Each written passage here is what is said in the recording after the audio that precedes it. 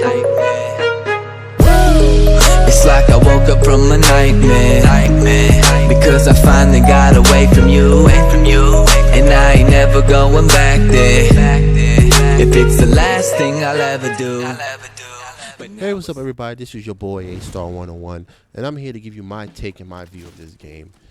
Before I say anything, continue with this review, just like, subscribe, let me know what you think, tell me what you think of the review, the channel, anything, or let me know if you agree with my review. With that being said, let's dive right on in and let me tell you how I feel about this game. Long story short, For Honor is pretty much a game where three factions are fighting for controls. Fighting for control, same thing. Are fighting for control. Vikings, samurai, and knights. And that's pretty much it. That's pretty much the storyline. You just fight for control of territories and resources. But resources and territories you don't really see. You just fighting pretty much for those territories. Besides that, this game, the bright side of this game I like is the combat. The combat in this game is really smooth and it's pretty simple. I mean, it's simple, so simple that it takes time to get used to it because it's so simple. These games like this, you expect the combat to be difficult, but it's pretty simple. As you see right here, me in the blue fighting the dude in the orange. It's really simple. The blocking mechanics are simple. The fighting mechanics are simple. A little time and effort, you're going to master the controls and the fighting controls of this game. Very, very easy. The fight in this game is very intense. Probably one of the most intense games I played in a long time. Why? Because of saying that is when you fight somebody like this, it's more of a one-on-one type of feel. And when you kill somebody or you do some type of damage to somebody, you feel like you earned it. It's very satisfying. But you can see, as you see what's happening to me right now, it's easy for you to get jump on certain game modes. And that's what most people do. They will pretty much distract you enough so the team member can come and they can jump you. When you fight one-on-one, you got more of a chance, but if there's two or more people, unless you really master controls, it's hard for you to beat that person. But back to what I was saying, the fight in this game is very intense. If you get a kill, you feel like you earned the kill, and you feel like the kill, well, like, you feel like you worked for it. Not like Call of Duty or a game you kill 20 people, who's like, another one just bites the dust. No, with this game, you actually feel like you earn your kills. So that's one thing I like about it. You feel something when you actually do something, or you do a kill or whatever. You feel like, oh wow, I actually did something. Another thing about the game I like is the graphics. As you can see, the graphics are clearly amazing. I mean, they're beautiful, they're detailed. I mean, the graphics of this game is really good. So they get an A+ for the graphics, hands down. So now let's talk about the things I don't like about this game. This game is really, story mode itself is not fully in depth. You don't really have a crazy story. It's pretty much basic story and what you see in the trailers and stuff, and that's it. Another thing I like about this game is I like to see what's going to happen right now. Certain games modes like Duel, they'll, like for instance, this guy is running from me. So he'll run, bump into one of his team members or run into somebody from his team and then try to jump you. When you play Duel, you pretty much you versus either four other people, pretty much 4-on-4, 3-on-3, 2-on-2, or 1-on-1. So it's team-based, but it's more personal. But by being that, everybody else is in the same area. So your team members can come and jump you. Their team members can come and jump you. This is vice versa. And this team kills on all the time. So it can be very intense and annoying. It's kind of annoying you're fighting one guy. And when you fight somebody, like I said, you feel very, you feel very amped up because it's one-on-one. When you fight somebody, waste time and try to get that person down low and you're about to kill him, and then their teammate comes behind you and kill you from behind, you get very annoyed because you're like, I put in a lot of work to get this dude down, to kill this dude, and then I lost because his boy came behind me and killed me, or I got jumped. So you get very annoyed. So that right there, the annoyance level of how the game is set up is kind of annoying.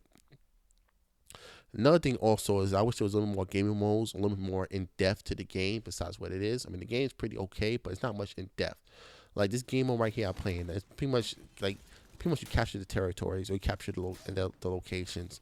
So pretty much it's like King of the Hill if you have a Halo reference. So pretty much I'm keeping this location and I'm fighting this guy too because he's contesting it. So I had to fight him for him to either die or for me to die. If I would have died, he would have took the location. If I would have lived, he would have. If I would have lived, I would have kept it. So right now, we're fighting and he's gonna come back and we gotta fight for the location and stuff. But as you see how we're fighting is 1-on-1. We're really going at it. I'm in the blue, he's in the orange. We're fighting, we're going at it. And the fight, like I said, is intense. Like we're really going at it. I'm not carrying nobody behind me. He's not carrying nobody behind him. We're just fighting the fight. And by him not paying attention to what's going on around him, you see my teammate comes, kills him from behind. We're one, game over. And he almost killed me. That, I'm talking about the frustration. We was going at it, really, really in-depth fighting, and somebody came and killed them from behind. So when you play this game, be vigilant as much as possible around your surroundings. The thing about this game that's also cool is the customization. You can customize your sword, and your armor. But it's not just cosmetic. It actually does stats, which I found really intriguing. I was not expecting that. For instance, the sword. As you can see, different type of blades do different type of stats. More blocking, more damage, etc., etc. The hilt, the guard. One can do more damage guarding. What you can actually attack with. Like the customization actually affects your character. I like. I only like basic customization or just pretty much just a surface customization that just for looks. I like customization that actually does physical stats. It makes it feel like, okay, I actually got something that actually nobody else got or somebody else don't really have that actually does good stats. So that's really cool, and I like. You can upgrade your armor to do more protection or do more melee damage. Like, I like that. So that's a good plus for me. And also, I like the fact that you can buy these packs. As you can see, is instead of you just finding stuff or hoping you get stuff doing at the end of a bottle or whatever, you get money. The money you can use the money pretty much to buy these packs. And each pack, you can see basic, armor, weapons, or premium packs. Premium packs pretty much have a mixture of everything, and you guarantee to get 2 high-level packs. Weapons packs, obviously for your weapons, armor, and then basic, self-explanatory. But it's really good. Like, see, I got 2 high quality level gear, bought 1 pack, and I got 2 high level gear. So I like that. The fact is having so much detail in the beta is really good. And then when the game actually launches, I know that's going to be a big factor, which I like. So customizing your character actually does mean something. So with that being said, I really think that's really a good, little point for them. So they'll get a point for that. So now it comes to my verdict. Are they this game? Is this game worth buying, or is it bastard approved? That's my new gaming rating. So is this game bastard approved? And I will say yes. This game is bastard approved. You a bastard. It's very in depth. The graphics are good. You actually fight in this game. We fight against another player. It's actually intense. You actually feel the tense, and when you actually get a kill, you feel like you earned the kill and not just a random kill. And it draws you into the game. So with that being said, I would approve this game. Now, if this game worth the $65 price point and all that other stuff, I would say no. I will not spend full price for this game, unfortunately.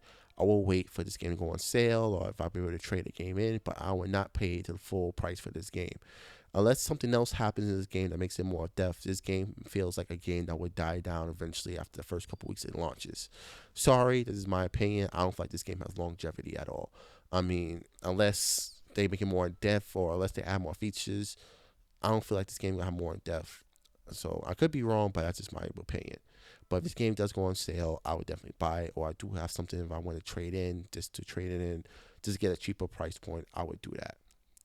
So with that being said, if you had a chance to play the beta, I would say play the beta first. See if you like it. Or if you see somebody who you know has the game, see them play it. See if you like it before you decide to pick this game up and be upset after you buy it.